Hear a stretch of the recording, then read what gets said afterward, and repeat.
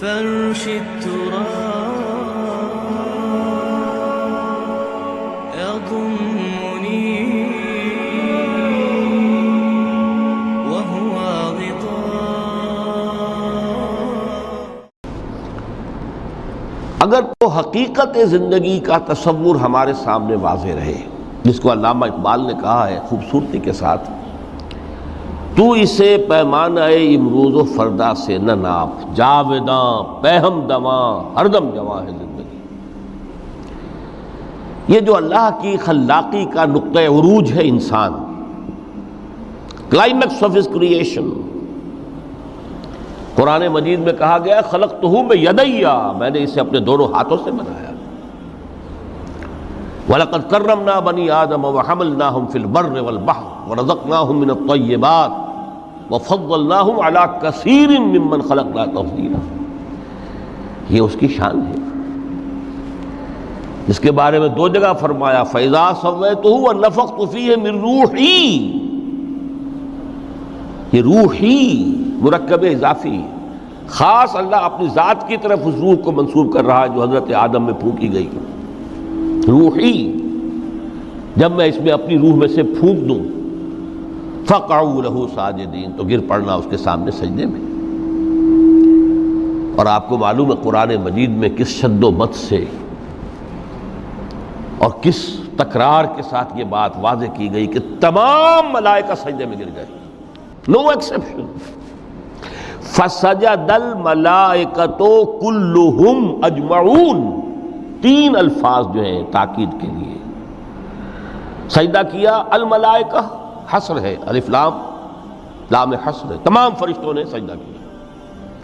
پھر کہیں تمہیں مغالطہ نہ رہ جائے کہ شاید جبرائیل نہ ہو اور بڑے نہ اسرافیل، نہیں، کلہم، سب کے سب. پھر مزید کہیں تمہیں شبہ نہ رہ جائے اجمعون، سب نے سجدہ کیا. وہ انسان جو ہے اس کی زندگی یہ 30 35 40 50 60 70 80 برس نہیں ہے. اس کی زندگی بہت طویل ہے، بہت طویل ہے. میں آج اس حیات انسانی کے دو پہلو تو وہ ہیں جو اکثر لوگوں کے علم میں ہیں. حیات دنیاوی، یعنی دنیا میں پیدائش سے لے کر موت تک، یہ ایک وقفہ ہے. پھر یہ کہ اس کے بعد حیات اخروی ہے جس کا آغاز ہو جائے گا عالم برزخ سے، پھر بعث بعد الموت ہے، پھر حیات اخروی، یہ سب جانتے ہیں. لیکن یہ کہ اس دنیا میں آنے سے پہلے بھی ہم ایک زندگی گزار آئے ہیں، اور بدقسمتی سے اس کا تصور بہت کم لوگوں کو حاصل ہے. اور عہد حاضر کے جو ریشنلسٹ قسم کے عقلیت زدہ میں کہتا ہوں انہیں، یا عقلیت گزیدہ، عقلیت سے ڈسے ہوئے لوگ، وہ ان چیزوں سے اباع کرتے ہیں، دور بھاگتے ہیں. ہماری پہلی تخلیق ہوئی تھی عالم ارواح میں، الارواح جنود مجندہ، لشکروں کے لشکر تھے. آدم سے لے کر آخری انسان جو دنیا میں پیدا ہوگا قیامت تک، سب کی ارواح عالم ارواح میں پیدا کر دی گئی. وہاں عہد لیا گیا الست بربکم قالوا بلا، کیا میں تمہارا رب نہیں ہوں، مالک نہیں ہوں؟ ہم سب نے عہد کیا تھا، کیوں نہیں؟ شہیدنا، ہم گواہ. یہ عہد الست. اور ظاہر بات ہے کہ عہد جو ہوتا ہے جب تک انسان کو اپنی ذات کا شعور نہ ہو، خود شعوری نہ ہو. آپ دنیا میں معاہدہ کرتے ہیں تو کہتے ہیں کہ بقائمی ہوش و حواس میں یہ عہد کر رہا ہوں، معاہدہ کر رہا ہوں. تو ظاہر بات ہے کہ اس وقت ہم تھے اور ہوش و حواس کے ساتھ تھے، خود شعوری کے ساتھ تھے، لیکن صرف ارواح تھی، جسد نہیں تھے. اور یہی ہے وہ مقام جس کے بارے میں حضور نے سے جب پوچھا گیا کہ متى وجبت لک النبوۃ یا رسول اللہ، اللہ کے رسول آپ کو نبوت کب ملی؟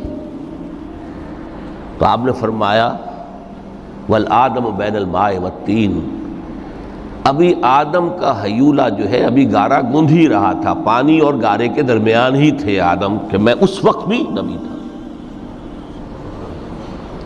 عالم خلق کا ابھی آغاز نہیں ہوا، ابھی عالم ارواح میں بھی جو تمام ارواح ہیں وہ اپنی امتیازی شان کے ساتھ ہیں۔ روح محمدی صلی اللہ علیہ وسلم، جس سے اگر نور محمدی کہیں تو غلط نہیں ہے، اس لیے کہ ارواح کا جو مادہ تخلیق ہے وہ نور ہے، جیسے فرشتوں کا مادہ تخلیق نور ہے۔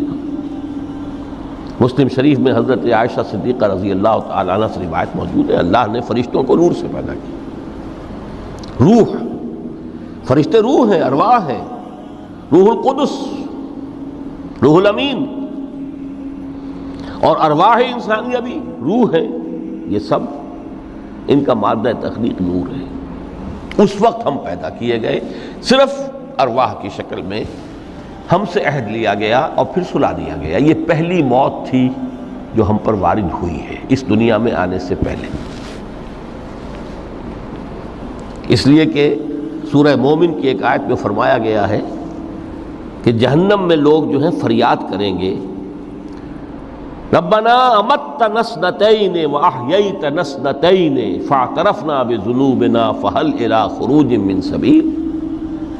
اے اللہ تو نے ہمیں 2 مرتبہ مارا، 2 مرتبہ زندہ کیا، تو اب 1 مرتبہ اور صحیح، کہ یہاں سے نکلنے کا بھی کوئی راستہ ہے کہ نہیں؟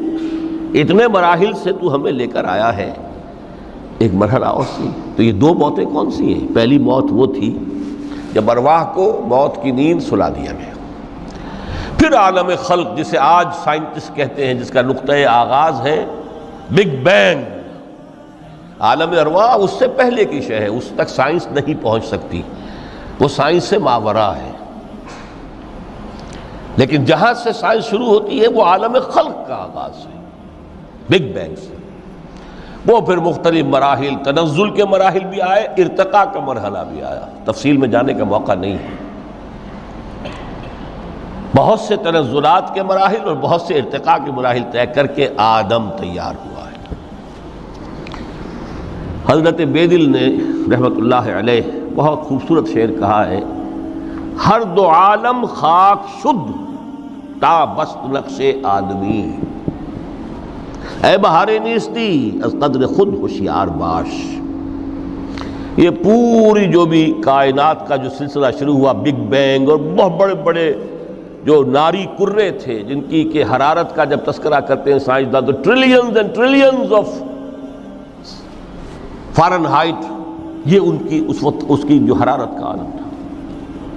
لیکن پھر وہ ٹھنڈے ہوئے، کچھ اس میں سے کچھ، پھر خاک کی تہ جو ہے زمین کے اس کرے پر آئی، ہر 2 عالم خاک شد۔ یہاں سے اب آدم کا حیولہ تیار ہوا، تا بست نقش آدمی۔ اس کے بعد ارتقائی مراحل ہیں، اور پھر آدم کی وہ روح جو کولڈ سٹوریج میں تھی، جب وہ لا کر پھونکی گئی ہے، جسد آدم جو ہے وہ مسجود نہیں تھا، مسجود تو تب بنا ہے جبکہ اس میں روح آدم وہ لا کر پھونک دی گئی۔ فَإِذَا سَوَّيْتُهُ وَنَفَخْتُ فِيهِ مِن رُوحِي فَقَعُوا لَهُ سَاجِدِينَ۔ یہاں سے حیات دنیاوی کا آغاز ہو گیا۔